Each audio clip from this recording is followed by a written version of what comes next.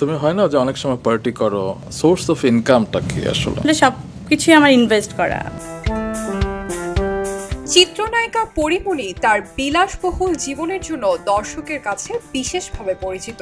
প্রায়শই তাকে বিলাসবহুল পার্টি করতেও দেখা যায়। পরিমণি আসলে কত টাকার মালিক, তার আয়ের উৎস কি, এসব প্রশ্ন প্রায়শই আসে দর্শকের মনে। সিনেমা জগতের বাইরে পরি কি করছেন অর্থ উপার্জনের জন্য?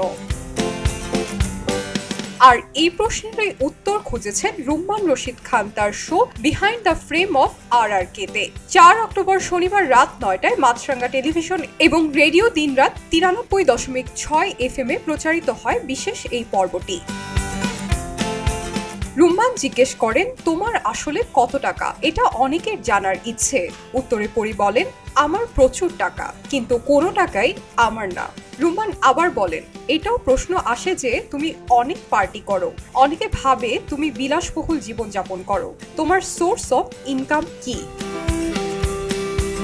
উত্তরে পরি বলেন, এগুলো সব আমার ইনভেস্ট করা অনেকগুলো জিনিস আছে। এখন বডিতে ফোকাস করি। আমি যখন বডি নিয়ে প্রথম কাজ শুরু করি তখন ভাবলাম গর্ভবতী মহিলা বা নতুন মায়েদের কতটুকু জানাতে পারবো। আস্তে আস্তে মানুষ এনগেজ হবে, তারপর বিক্রি। কিন্তু শুরুতেই এত ধাক্কা খাবো বুঝিনি। প্রথম স্লট ছিল 1,500 পিসের, সেটা 3 দিনেই সেল হয়ে গেল। বুঝতে পারছেন ব্যাপারটা? উল্লেখ্য, পরির উদ্যোগ বডি গর্ভবতী মা ও নতুন মায়েদের পোশাক নিয়ে কাজ করে। এটি খুব অল্প সময়েই ব্যাপক জনপ্রিয়তা পায়, তবে চাহিদা অনুযায়ী যোগান দিতে পারেননি পরি। এই উদ্যোগের 5% অর্থ পরি ডোনেট করেন অসহায় মানুষের জন্য। এই পর্বে প্রায় 130 মিনিটে পরি এমন কিছু কথা বলেছেন যা আগে কখনো বলেননি।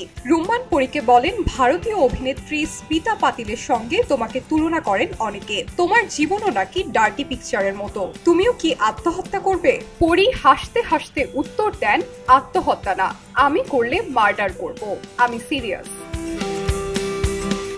পরির প্রাক্তন স্বামী শরীফুল রাজ সম্পর্কে প্রশ্ন করলে পরি জানান, রাজ শুধু পরিকেই নয়, তাদের সন্তানকেও ভুলে গেছেন। তার ফোনে সন্তানের টিকার মেসেজও যায়, কিন্তু তিনি কিংবা পরির শ্বশুরবাড়ির কেউই তাদের খোঁজ রাখেন না। শাইনি আলম চৌধুরী, খবরের কাগজ।